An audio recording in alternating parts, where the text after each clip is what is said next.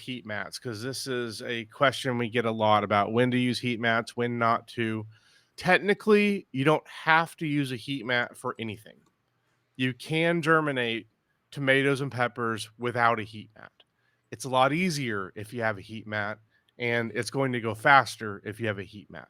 So, first, let's talk about what you would need to use heat mats on. And for us, it's pretty much only peppers and tomatoes. And then also, there's some flowers that prefer. And then also, we tried to start loofah early last year. I don't think we really needed to. Carrie was just really excited about loofah. I always So get excited.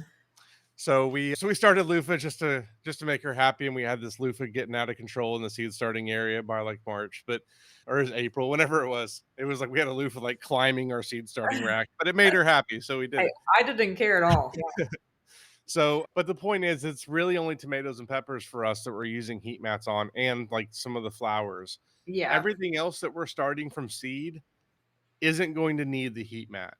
Now, there are other things that, like, if I were to start cucumbers or watermelon or something like that from seed, I would use a heat mat, but I don't ever start those from seed indoors.